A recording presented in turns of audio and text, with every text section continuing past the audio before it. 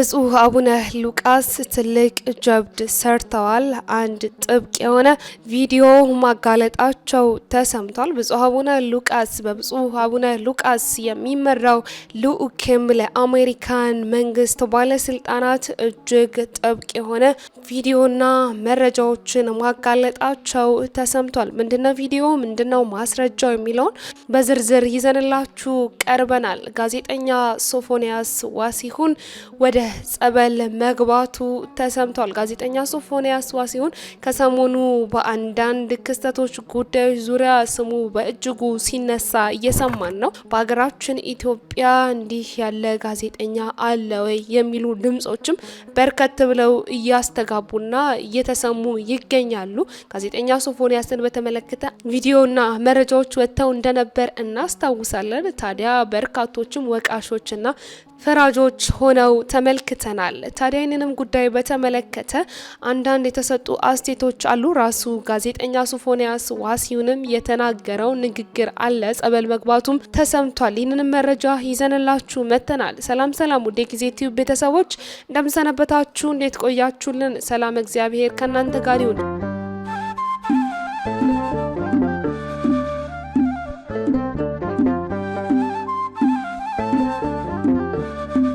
እንግዲህ በዛሬው የመረጃ ሰዓታችን አዳዲስ መረጃዎችን ይዘን ተመልሰን መጥተናል። እስከ መረጃችን ፍጻሜ ድረስ ሀሳብ አስተያየታችሁን በመልእክት መስጫ ሳጥናችን ላይ ያስቀምጣችሁልን እስከ ዝግጅታችን ፍጻሜ ድረስ አብራችሁ እንድትቆዩ በአክብሮት ጋበዝናችሁ። እንግዲህ ቀዳሚ ያደረግንላችሁ መረጃችን ብፁዕ አቡነ ሉቃስን የሚመለከት ይሆናል። እንደሚታወቀው ብፁዕ አቡነ ሉቃስ ኑሯቸውን በሀገረ ዋሽንግተን ዲሲ ካደረጉ ሰንበትበት ብሏል። ብፁዕነታቸው እንደሚታወቀው ብፁዕነታቸው የምስራቅ አውስትራሊያና አካባቢው ሀገረ ስብከት ሊቀ ጳጳስ መሆናቸው ይታወቃል። ኑሯቸውንም በሀገረ አሜሪካን አድርገዋል። እንግዲህ እንደሚታወቀው ብፁዕ አቡነ ሉቃስ በአንድ ንግግራቸው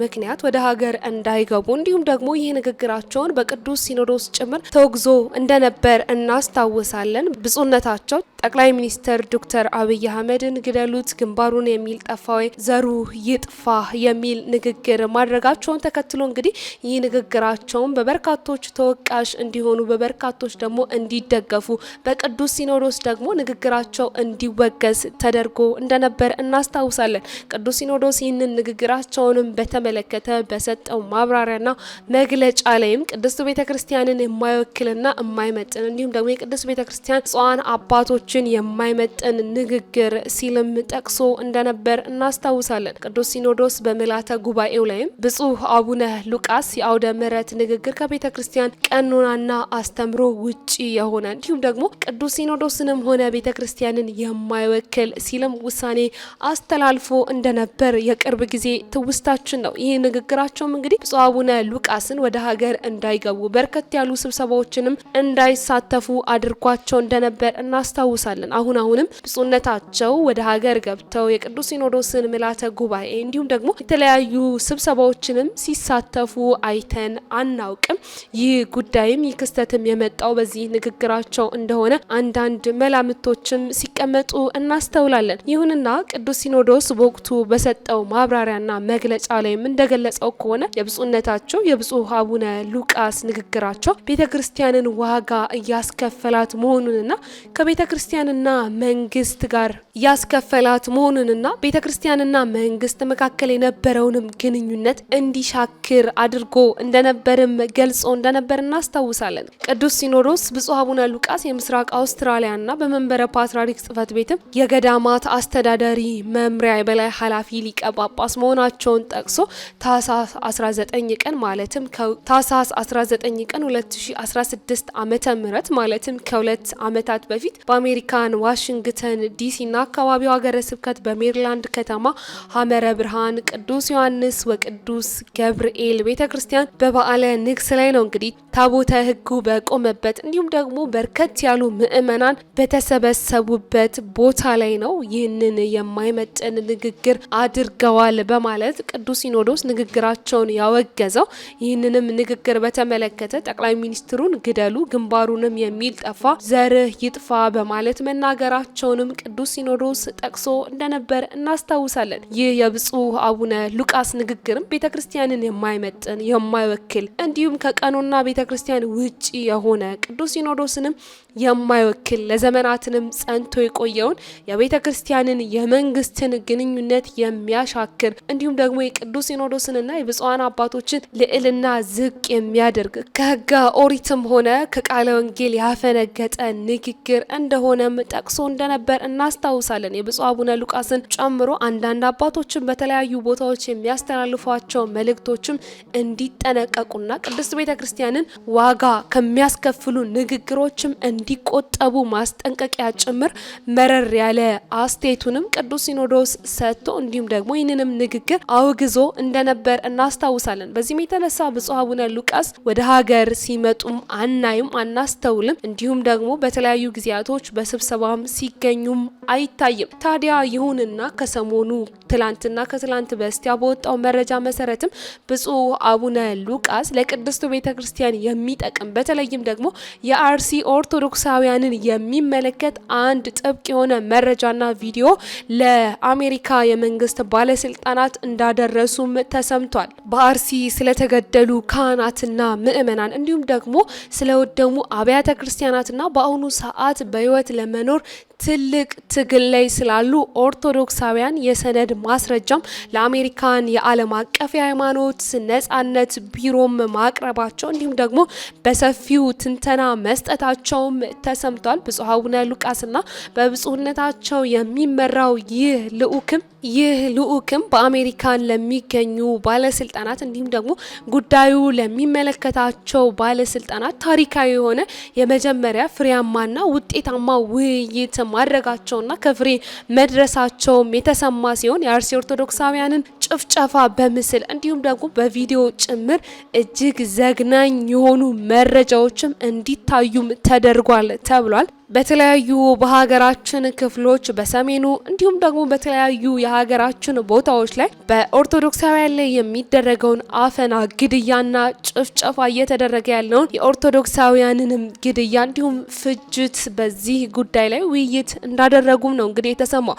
መሪዎቹ የኦሮሚያ እስላሞች፣ ገዳዮቹም የኦሮሚያ እስላሞች እንዲሁም ደግሞ ዳኞቹ፣ ፖሊሶቹ፣ ሚሊሻዎቹ ሳይቀሩ የኦሮሚያ እስላሞች ናቸው በማለትም እንዲሁም ደግሞ ይህንን የሚያሳይ የተለያዩ ቪዲዮዎችና በምስል የተደገፉ ማስረጃዎችም በዚህ ውይይት ላይ ቀርቧል።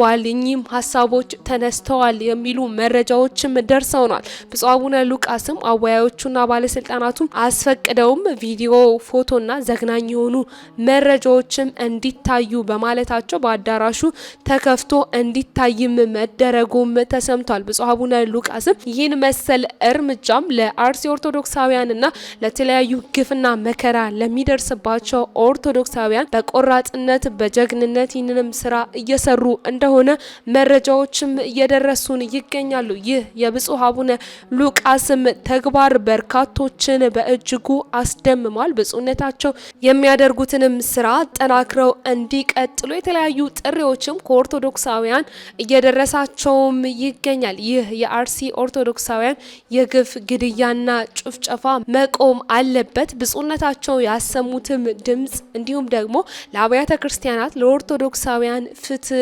ሊደረግላቸው ስለሚገባ ይህ ጉዳይም ተጠናክሮ ይቀጥል። የዓለም አቀፉ ማህበረሰብም ይህንን ጉዳይ ይስማ፣ እንዲሁም ደግሞ በመንግስት ላይ ጫና ይደረግና ይህ የኦርቶዶክሳውያን ግድያ ይቁም የሚሉ ድምጾችም በርከት ብለው ተሰምተዋል። ይህ የብፁዕነታቸውንም ተግባር የሚደግፉ አካላትም ድምጻቸውን ለብፁዕነታቸው እየሰጡና ብፁዕነታቸውንም እየደገፉ ይገኛሉ። ሌላኛው መረጃችን ደግሞ ከሰሞኑ እጅግ አነጋጋሪ ስለሆነው ትላንትኛም በመረጃችን ስላደረስነው ጋዜጠኛ ሶፎንያስ ዋሲሁን የሚመለከት ይሆናል። ጋዜጠኛ ሶፎንያስ ዋሲሁን እንግዲህ በተለያዩ በወጡ ተንቀሳቃሽ ምስሎች በርካቶቻችን እንደተመለከትነው የተለያዩ ጋዜጠኛውን የሚያስነቅፉ መረጃዎችም እየወጡ ይገኛሉ። ይሁንና አሁን በደረሰን መረጃ መሰረት ግን ጋዜጠኛ ሶፎንያስ ራሱን ለማስተካከል እንዲሁም ደግሞ ራሴን ላስተካክል ጸበል ገብቻለሁ የሚል ምላሽ መስጠቱም ታውቋል። አሻም ሚዲያ ትሬዲንግ አክሲዮን ማህበር በዚሁ በጋዜጠኛ ሶፎንያስ ዋሲሁን ጉዳይ ላይ በተሰጠው መግለጫ ላይ እንግዲህ ይህም ጉዳይ በስፋት ተቀምጧል። የጋዜጠኛ ሶፎንያስን ጉዳይ በተመለከተ መግለጫ የሰጠው የአሻም ሚዲያ ትሬዲንግ አክሲዮን ማህበር እንግዲህ ድርጅታችን አሻም ሚዲያ ትሬዲንግ አክሲዮን ማህበር ጋዜጠኛ ሶፎንያስ ዋሲሁን በኮንትራት ውል በዜና አቅራቢነት እንዲሁም ደግሞ በቅርቡ በጣቢያችን ሶፊ ሾው ሲል በሰየመው የመዝናኛ ዝግጅቱ በአሻም ቴሌቪዥንና በዩቲዩብ ገጽ እያዘጋጀ ሲያቀርብ እንደነበር ይታወቃል በማለት ጋዜጠኛ ሶፎንያስ ይህንን በማህበራዊ ሚዲያ ላይ የሚያቀርባቸውን ፕሮግራሞች እንዲሁም ደግሞ በድርጅቱ የሚሰራቸውን ስራዎችም ጠቅሷል። ይህ በሆነበትም እንግዲህ ከትላንት በስቲያ ዳር 29 ቀን 2018 ዓመተ ምህረት በተለያዩ የማህበራዊ ሚዲያ አማራጮች ስለ ጋዜጠኛው ከኢትዮጵያዊነት ባህል፣ ወግ እንዲሁም ደግሞ ሃይማኖት ያፈነገጠ ተግባር ሲፈጽም የሚያሳይ መረጃ በድምጽ በጽሁፍና በተንቀሳቃሽ ምስል ጭምር ሲዘዋወር ተመልክተናል። አሻም ይህንንም በማህበራዊ ሚዲያ ስለ ጋዜጠኛው የተሰራጨውን መረጃ ተከትሎ ስለ ተሰራጨበት መረጃ ሶፎንያስ ማብራሪያ እንዲሰጥም መጠየቃቸውንም ተናግረዋል። በዚህም መሰረት እንግዲህ ሶፎንያስ አሁን ራሴን ለማስተካከል እንዲሁም ለማከም ጸበል ገብቻለሁ የሚል አጭር ምላሽ ከመስጠት ውጪ ተጨማሪ የሆነ ማብራሪያ አልሰጠንም ሲሉ ይህንንም መረጃ አጋርተዋል። ስለሆነም አሻም ሚዲያ ትሬዲንግ አክሲዮን ማህበር ይህንንም ጉዳይ በተመለከተ የኢትዮጵያ ባህልና ወግ እንዲሁም ደግሞ የህብረተሰቡን እሴትና ሃይማኖት ያከበረ የሚመራበት ኤዲቶሪያል አለው። ይሁን እንጂ ጋዜጠኛው የሚዲያውን ኤዲቶሪያልም ሆነ የማህበረሰቡን እምነት እሴትና ወግ ይሁን እንጂ ጋዜጠኛው የሚዲያውን ኤዲቶሪያልም ሆነ የማህበረሰቡን እምነት እሴትና ወግ ባህልና ሃይማኖት የሚጻረር ተግባር ተሰራጭቶበት በመመልከታችን እጅጉን እናዝናለን። ድርጊቱም ቢሆን የሚዲያውን ተቋምን እንዲሁም ደግሞ የማይወክል ይልቁንም በጽኑ የሚወገዝና አጸያፊ የሆነ ድርጊት ነው። ለውድ ተመልካቾቻችን እንዲሁም ደግሞ ተከታታዮቻችን ይህንንም መግለጽ እንወዳለን በማለትም ከዚህም በተጨማሪ አሻም ሚዲያ ትሬዲንግ አክሲዮን ማህበር ጋዜጠኛ ሶፎንያስ ዋሲሁን በፈጸመው ከባድ የማህበረሰብ እሴትና ኤዲቶሪያል ጥሰት ጭምር የነበረበትን የስራ ውል ከህዳር 30 ቀን 2018 ዓ.ም ጀምሮ እንዳቋረጠ ጭምር ገልጸዋል። በመግለጫቸው ይህንንም በስፋት በማብራሪያ ጭምር ገልጸው መረጃውንም አድርሰዋል። ታዲያ ይህንንም መረጃ የተመለከቱ በርካቶች የራሳቸውን የግል አስተያየት በተለያዩ ማህበራዊ ሚዲያዎች እያሰፈሩና እየሰጡም ይገኛሉ። ጋዜጠኛ ሶፎንያስ ከዚህ ቀደምም የአእምሮ እክል ገጥሞት የነበረውም በዚህ ጉዳይ ሊሆን ይችላል። በተለያዩ ሀገራት እንዲህ አይነት ክስተት የሚታይባቸው አካላት እንደ አእምሮ ህመምተኛ ይታያሉ። ይህም ክስተት ይህም ችግር የገጠመው በዚህ ጉዳይ ሊሆን ይችላል የሚሉ መላምቶችንም እየሰጡ ይገኛሉ። እንዲሁም ደግሞ ቅድስት ቤተክርስቲያንን መሸሸጊያ ማድረግ የለበትም። እንዲህ አይነቱን ክስተት እንዲህ አይነቱን ድርጊት ፈጽሞ ወደ ጸበል መግባትም አልነበረበትም የሚሉ ድምጾችም በርከት ብለው እያስተጋቡ እንዲሁም ደግሞ ይህንንም ሀሳብ የሚያነሱ አካላትም በተለያዩ ማህበራዊ ሚዲያዎች ብቅ ብለዋል። ከዚህም ከፍ ሲል ደግሞ በተቃራኒ መልኩ ጋዜጠኛ ሶፎንያስን ልንረዳው ይገባል። በድንጋይ የሚወግር እንጂ ልጁን ከገባበት ማጥ ሊያወጣ የሚሞክር አንድም ሰው እንኳን የለም። ይህንን ጋዜጠኛ በጸሎት ልንረዳው ይገባል። ይህ ጋዜጠኛ ወደ ጤናው እንዲመለስና ወደ ቀድሞ አቋሙ ልንመልሰው ይገባል የሚሉ አንዳንድ ግለሰቦችም በማህበራዊ ሚዲያዎች ላይ ተመልክተናል።